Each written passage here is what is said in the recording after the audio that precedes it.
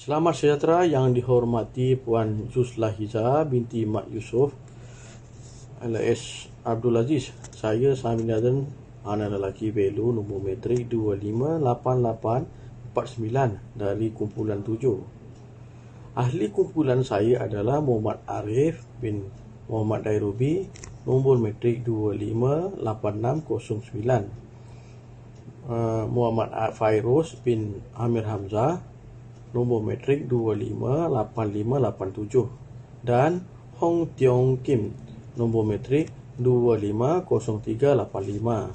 Tajuk kajian yang kami pilih ialah isu dua hala yang belum selesai di antara Malaysia dan Singapura.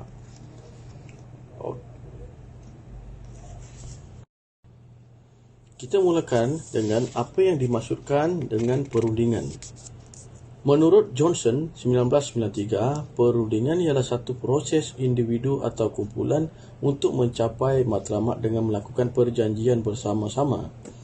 Pelbagai takrifan yang telah diberikan terhadap istilah berunding atau perundingan ini.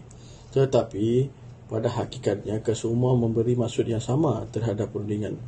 Perundingan ini merupakan satu proses di antara dua pihak atau lebih berbincang untuk menyelesaikan masalah.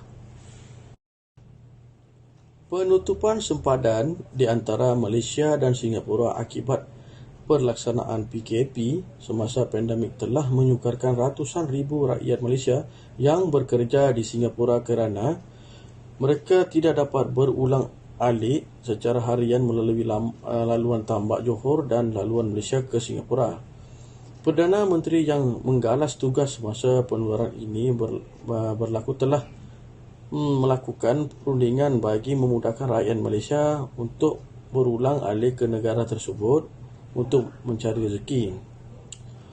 Mendengarkan masalah ini, Perdana Menteri Malaysia yang ke-8 iaitu Tan Sri Muhyiddin Yassin telah mengemukakan cadangan untuk berbincang dengan pemimpin negara Singapura untuk melaksanakan laluan hijau timbal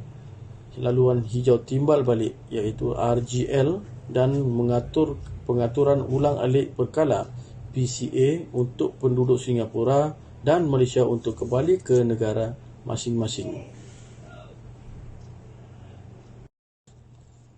Kita lihat pada latar belakang ya.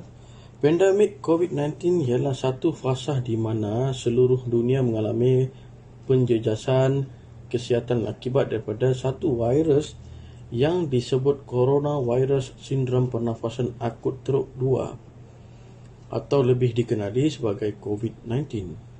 Virus ini pada mulanya dikesan pada 17 November 2019 di wilayah Hubei, China. Setelah hampir seluruh dunia dijangkiti oleh virus ini telah diisytiharkan sebagai pandemik oleh Pertubuhan Kesihatan Sedunia World Health Organization pada 11 Mac 2020. Pada 18 Mac 2020 yang lalu, Perdana Menteri Malaysia Tan Sri Muhyiddin Yassin telah melaksanakan dasar terbaru bagi menghadapi masalah wabak ini. Pelaksanaan Perintah Kawalan Pergerakan PKP telah dilaksanakan bagi tujuan untuk memberhentikan penularan COVID-19 di Malaysia. Pelaksanaan PKP telah menggariskan beberapa perkara mengenai pergerakan rakyat Malaysia dan aktiviti sosial rakyat di Malaysia. Antaranya ialah sekatan menyeluruh semua perjalanan rakyat Malaysia ke luar negara dan sekatan kemasukan semua pelancong dan pelawat asing ke dalam negara. Isu yang dipertikaikan. Penutupan sempadan negara antara Singapura dan Malaysia telah menjejaskan banyak pihak, terutama rakyat negara tersebut yang berulang alik dari Malaysia ke Singapura. Isu ini telah menjadi perhatian hangat dalam kalangan masyarakat. Hal ini kerana penutupan tersebut telah menyebabkan warga Malaysia dan warga Singapura terpaksa berhenti kerja kerana tidak dapat keluar daripada sempadan negara masing-masing. Di samping itu juga, ramai rakyat Malaysia yang terkandas di Singapura sejak dari awal PKP. Ada segelintir yang diberhentikan kerja namun tidak dapat pulang ke tanah air kerana penutupan sempadan tersebut. Perbincangan untuk membuka semula sempadan negara melalui dua inisiatif, iaitu melalui RGL dan PCA, memerlukan pemerhatian yang khusus di mana penularan wabak ini adalah risiko utama ketika perjalanan rentas antara kedua belah negara dibenarkan.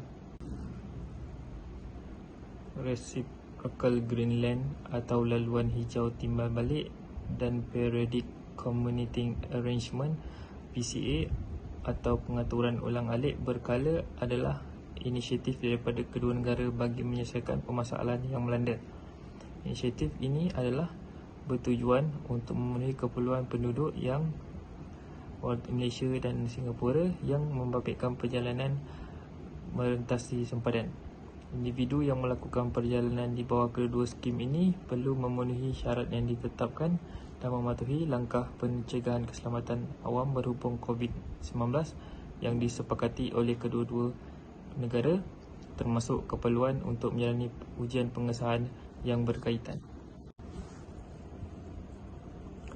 Melalui satu perbualan di telefon, Perdana Menteri telah mengusulkan semula isu dua hala yang belum selesai yang membabitkan kedua negara kepada Perdana Menteri Singapura.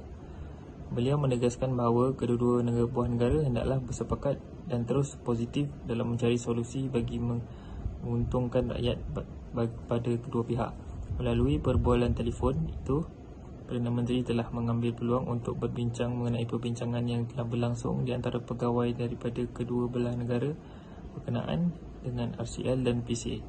Kedua pegawai yang dinyatakan tersebut ialah Datuk Seri Syamuddin Hussein, Menteri Luar Malaysia, dan Dr. Vivian Balakrishnan daripada Singapura. Perbincangan tersebut adalah berkisar tentang untuk mencapai persetujuan bagi kedua-dua negara melaksanakan inisiatif laluan hijau timbal balik RGL dan peraturan ulang alik berkala PCA. Perdana Menteri turut menyatakan harapan rakyat Malaysia untuk melihat kedua-dua inisiatif yang difahamkan berada di peringkat akhir bagi perbincangan itu dapat dimuktamadkan serta dilaksanakan dalam tempoh terdekat.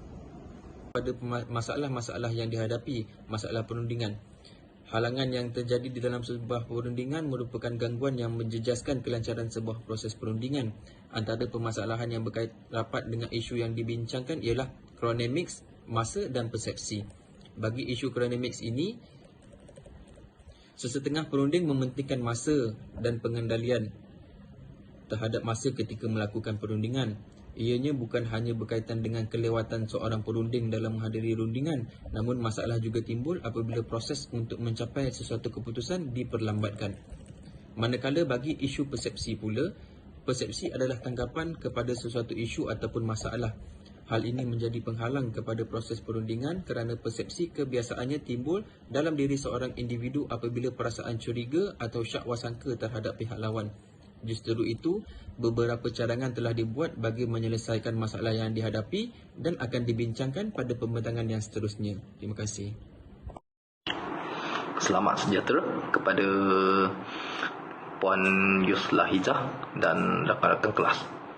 Nama saya Hong Tiong Kim, nombor metrik 250385. So, selepas saya penyerakan kumpulan, Sami, Fairuz dan Arif membuat penerangan mengenai isu-isu itu, saya pula akan membuat presentation mengenai dengan cadangan penyelesaian masalah. So, cadangan yang pertama ialah komunikasi yang berkesan di antara kedua-dua belah pihak. So, komunikasi ini merupakan satu integrasi kepada kedua-dua pihak untuk buat pertukaran dan penyebaran maklumat supaya dapat mencapai objektif. Dan untuk mencapai objektif ini, komunikasi yang berkesan sangat penting supaya kedua-dua belah pihak boleh mencapai kesepakatan yang mudah. So, dalam isu ini, Tan Sri Muhyiddin Yassin telah menelefon Perdana Menteri Singapura Lee Hsien Loong supaya membincangkan tentang laluan hijau timbal balik RGL dengan pengaturan ulang alik berkala, iaitu PCA lah. So supaya benda ni boleh dipercepatkan dan memudahkan kedua-dua penduduk negara ini boleh ulang alik supaya boleh selesaikan masalah masing-masing. So untuk menyelesaikan perundingan ini, so komunikasi yang berkesan memang mainkan satu watak yang penting lah. So dalam hal ini, komunikasi yang berkesan merupakan maksudnya Malaysia tidak patut melengahkan sebarang masa untuk mencapai persetujuan daripada Singapura. So pihak kerajaan Malaysia hendaklah tampil dengan strategi yang mantap dan mengemukakan cadangan tersebut dengan kerajaan Singapura agar sebarang keraguan tidak timbul untuk kerajaan Singapura supaya mereka boleh membuat keputusan dengan segera. So untuk pelaksanaan benda ni bukan mudah. So yang paling penting ialah perundingan yang berkesan ini boleh memanfaatkan kedua-dua belah negara. So dan paling penting ialah dia boleh tidak menjejaskan, dia tak akan menjejaskan antara kedua-dua negara untuk memerangi